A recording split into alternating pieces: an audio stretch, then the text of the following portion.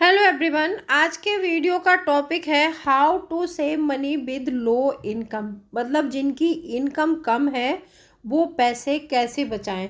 कई दिनों से काफ़ी सारे कमेंट आ रहे हैं कि हमारी मतलब तनख्वाह सिर्फ 20,000 है, उसमें हम पैसे कैसे बचाएं, या फिर 15,000 है तो उसमें हम पैसे कैसे बचाएं। तो जिनकी इनकम कम है वो इस वीडियो को थोड़ा ध्यान से देखेंगे। तो वीडियो बहुत इंटरेस्टिंग है, वीडियो के अंत तक ज़रूर बने रहिएगा। मैं हूँ राधा चौहान और मेरे चैनल क्रिएटिव चौहान में आपका बहुत बहुत स्वागत है।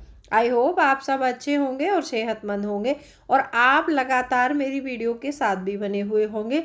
दोस्तों, आज की वीडियो का टॉपिक बहुत ही इंटरेस्टिंग है। जिनकी इनकम कम है, जो कम कमाते हैं, उन लोगों के लिए ये 5 तरीके बहुत फ़ायदेमंद साबित हो सकते हैं। तो इस वीडियो के एंड तक ज़रूर बने रहिएगा। और अभी तक आपने अपने चैनल क्रिएटिव चौहान को सब्सक्राइब नहीं किया है तो आपसे एक रिक्वेस्ट है, अपने इस क्रिएटिव चौहान चैनल को सब्सक्राइब ज़रूर करिए और बेल आइकन को भी ज़रूर प्रेस कर दीजिएगा ताकि ऐसी ही इंटरेस्टिंग वीडियो की नोटिफिकेशन आपको मिलते रहे। दोस्तों, वीडियो पसंद आए तो एक लाइक ज़रूर कर दीजिएगा। और आप लोगों से मेरी एक रिक्वेस्ट है, आप जो भी प्लेटफॉर्म यूज़ करते हैं, व्हाट्सएप, फेसबुक, इंस्टाग्राम, कोई अदर मतलब आप ट्विटर वगैरह यूज़ करते हैं तो मेरे वीडियो को उस पर शेयर ज़रूर कीजिए। अगर आप शेयर करेंगे और ये तरीके जो लोग कम कमाते हैं उनको भी पता चलेंगे तो वीडियो उनके बहुत काम आ सकती है। तो चलिए स्टार्ट करते हैं वीडियो को।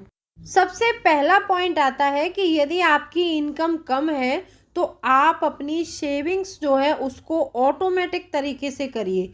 ऑटोमेटिक तरीके से कैसे कर सकते हैं? जैसे मान लो आपकी इनकम 20,000 है और 20,000 में से आपके पास कुछ भी नहीं बचता है, तो आप इसमें से सबसे पहले ये करिए कि आपको 1-2 महीने थोड़ी सी दिक्कत आएगी, क्योंकि पहले आपकी इन हैंड सैलरी 20,000 आ रही थी तो उसमें से आपके पैसे नहीं बच रहे थे। अभी यहाँ पर 20% जो है अपना ऑटोमेटिक किसी भी मतलब कोई एक अकाउंट अलग कर दीजिए जिसमें ऑटोमेटिक ही कट जाएगा। आप SIP भी कर सकते हैं म्यूचुअल फंड में। आजकल म्यूचुअल फंड का और ये बहुत ज़्यादा अच्छे अच्छे इन्वेस्टमेंट जो है पॉलिसी चल रही है, तो उसके लिए आप ऑटोमेटिक कर दीजिए जिससे कि हर महीने आपका अपनी सैलरी का 20% बनेगा। 20,000 के अकॉर्डिंग 4,000 रुपये, जो 4,000 रुपये आपके कट जाएंगे और इन हैंड सैलरी आपको 16,000 मिलेगी। फिर आप 16,000 के अकॉर्डिंग बजट बनाइए और सिंपल सी बात है, थोड़े 1-2 महीने दिक्कत आ सकती है, उसमें आप अपने जो भी खर्चे हैं, जो आपको लगता है कि ये खर्चे शायद कम करने चाहिए, तो उनको कम करके अपना 16,000 में गुजारा कर लीजिए। तो आप 4,000 रुपये महीने 20,000 में से आसानी से बचा सकते हैं। एक तो ये तरीका हो सकता है। दूसरा तरीका है, ज़िंदगी को खुलकर जिएं लेकिन हद में रहकर। देखो, मैं ये बात क्यों कह रही हूँ कि आपको हद में रहकर खर्चे करने चाहिए।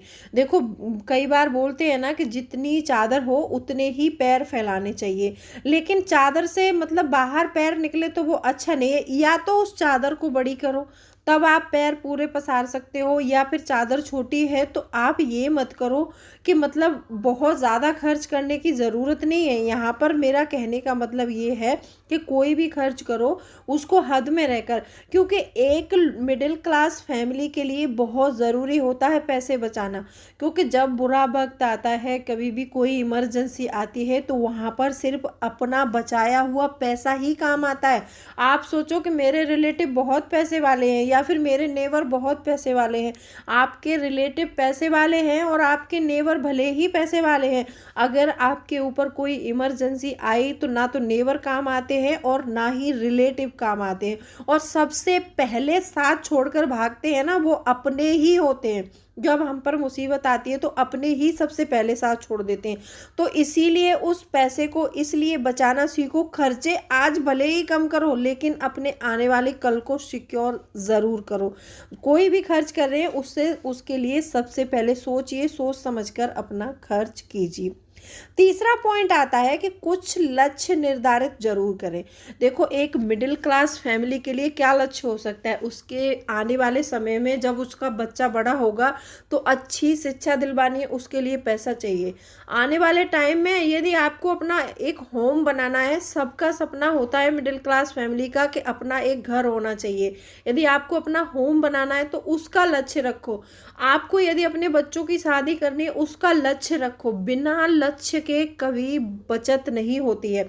बहुत सारे लोग ऐसे होते हैं, मतलब बचत, पैसा बचाने के नाम पर वो क्या सोचते हैं, अरे मुझे क्या करना है आगे, इतने सालों में मुझे कुछ काम नहीं करना, उतने साल बाद मुझे कोई काम करना है, तब का तब देख लेंगे। तब का तब देखने के चक्कर में ना वो काम फेल हो जाते हैं। फिर जब टाइम आता है उस काम का, उसके लिए हम लोन लेते हैं, पर्सनल लोन, घर के लिए होम लोन, इतनी सारी ईएमआई, फिर इतना मतलब लाइफ में झंझट हो जाता है ना कि बहुत ज़्यादा परेशानी उठानी पड़ सकती है। तो इसीलिए यदि आज इनकम कम है तो थोड़े में से थोड़ा बचा लो।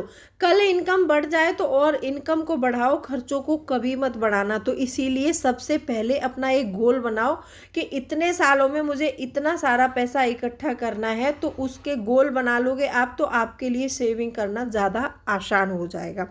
चौथा पॉइंट आता है कि कम खर्चीला बनने की कोशिश करें।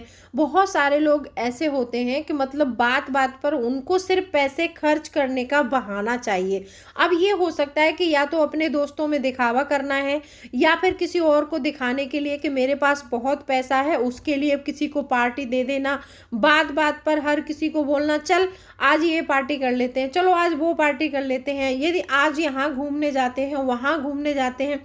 यदि आप भी ऐसे खर्च करने के बहाने ढूंढते हैं और हर समय मतलब सेलिब्रेशन के मूड में रहते हैं, तो उनका पैसा डेफिनेटली नहीं बचता है। क्योंकि हर टाइम वो तो मतलब सेलिब्रेशन के मूड में है ना, तो कभी भी कहीं भी कोई भी किसी के भी खुशी हो रही है, चाहे पड़ोसी के बच्चा हुआ उसकी खुशी हो या किसी और की खुशी हो, लेकिन सेलिब्रेशन उनको करना है। तो ऐसे लोगों के पास में डेफिनेटली पैसा नहीं बचता है। आप हर टाइम ऐसे मूड में रहो कि जहाँ मैं 2 रुपए खर्च कर रहा हूँ तो ये मैं क्यों कर रहा हूँ, इसकी वजह क्या है। यदि कोई अच्छी वजह है, आप किसी की हेल्प कर रहे हैं, आप ऐसे इंसान की हेल्प कर रहे हैं कि शायद उसको आपकी हेल्प की बहुत ज़्यादा नीड है, तो वहाँ पर आप खर्च करते हैं तो कोई दिक्कत नहीं है। लेकिन किसी इंसान को आपकी हेल्प की नीड भी नहीं है और आप उन पर बेवजह पैसा खर्च किए जा रहे हैं और उसका कोई एहसान भी नहीं है, तो ऐसी जगह पर पैसे खर्च मत करिए। और आप बात बात पर जो नोटों की गड्डियाँ निकाल के दिखाते हैं ना कि चलो मैं तो बहुत पैसे वाला हूँ, अंदर से आपने लोन ले रखा है, आपके पास कुछ भी नहीं है, लेकिन बाहर से आप नोटों की गड्डियाँ दिखा रहे हैं। तो ऐसा खर्चीला बनने की कोशिश मत करिए। आप जहाँ पर कोई भी अगर 2 रुपये भी खर्च कर रहे हो तो वहाँ पर सोच समझ कर खर्च करिए कि मुझे ये खर्च करना चाहिए या नहीं करना चाहिए। अपने घर के हालातों को देखिए, क्योंकि एक मिडिल क्लास फैमिली के लिए पैसा जितना ज़रूरी होता है ना, शायद मैं समझती हूँ इतना किसी के लिए भी ज़रूरी नहीं होता होगा। क्योंकि पैसे वाले हैं उनको तो कोई कमी नहीं है, और एक मिडिल क्लास फैमिली को अपना हर खर्च सोच समझ कर करना चाहिए। तो इसीलिए आपको कम खर्चीला बनने की कोशिश करते रहना है। यदि आपका खर्च करने में हाथ खुला हुआ है तो उसको थोड़ा रोकिए और आज से ही लगाम लगाइए और बचाए हुए पैसे को निवेश जरूर करते रहिए। ऐसा मत करना कि पैसा बचा बचा के घर में रखते रहो और पैसा अपनी वैल्यू डाउन करता रहे। क्योंकि पैसे को निवेश करना इसलिए ज़रूरी है क्योंकि जब हम निवेश करते हैं तो पैसा से पैसा कमाया जा सकता है। यदि पैसे से पैसे कमा रहे हैं तो समझिए कि आपका बचत करना सफल हो सकता है। यदि पैसे से पैसा नहीं कमा रहे तो कोई मतलब सफलता नहीं मिलेगी इसमें। तो इसीलिए आपको कम खर्चीला ज़रूर बनना है। पांचवा पॉइंट आता है कि बंद लोन की ईएमआई को जारी रखें। मेरा कहने का मतलब ये है कि जैसे आपने पहले कोई लोन लिया था या फिर किसी से पर्सनली लिया था और हर महीने आप कुछ अमाउंट पे कर रहे थे और आपकी लोन अब क्लियर हो चुकी है, आपको उसको अमाउंट पे करने की कोई ज़रूरत नहीं है। तो उस ईएमआई का जो पैसा था, जो आप 5,000 या 10,000 लोन में पे कर रहे थे, आप उस ईएमआई को जारी रखें। उसको कहीं सेविंग्स पर लगा दीजिए। उस पैसे को सेविंग्स पर लगाने के लिए मैं क्यों कह रही हूँ, क्योंकि आप जिस समय लोन का ईएमआई पे कर रहे थे तो आपके खर्चे उतने पैसे में आसानी से चल रहे थे। यदि आज वो लोन क्लियर हो गया है और वो 10,000 आप इन हैंड ले रहे हैं, तो वो कहीं ना कहीं आप खर्च कर दोगे। आप अपने या तो लाइफ में खर्चे बढ़ा लोगे या अपना स्टैंडर्ड बढ़ाने की कोशिश करोगे, कोई ऐसा आलतू फालतू का सामान खरीदने की कोशिश करोगे, तो आपका वो 10,000 रुपये महीने जो पैसा है ना, वो ऐसे ही बर्बाद होता रहेगा। तो आपको ऐसा नहीं करना है। उस ईएमआई बंद होगी आपकी, आप यहाँ पर रिकरिंग डिपॉजिट का अकाउंट खोल सकते हैं, आप कोई एसआईपी कर सकते हैं, म्यूचुअल फंड में निवेश कर सकते हैं, आप कहीं भी उस पैसे को निवेश कर सकते हैं। जैसे ही वो ईएमआई बंद हुई थी, उस ईएमआई को जारी रखते रहिए और उस पैसे को अपने को आगे निवेश करते रहिए, ताकि वो पैसा आपके काम आए। बोलते हैं ना कि बूंद बूंद से घड़ा भरता है। जहां से भी पैसा बच सकता है वहां से बचाने की कोशिश करो। एक मिडिल क्लास फैमिली के लिए एक इमरजेंसी फंड बनाना और ज़रूरी होता है, क्योंकि जब भी कोई इमरजेंसी आती है ना, तो वो बोल कर नहीं आती है। तो ऐसे समय के लिए, कोई बीमार हो गया है, कुछ भी बात है, तो ऐसे समय के लिए पैसा अकाउंट में होना बहुत ज़रूरी है। तो आज की वीडियो में मैंने 5 पॉइंट बताए। वीडियो पसंद आई हो तो वीडियो को लाइक शेयर कर दीजिएगा। तो चलिए मिलती हूँ अगले वीडियो में, तब तक के लिए bye bye. Thanks for watching.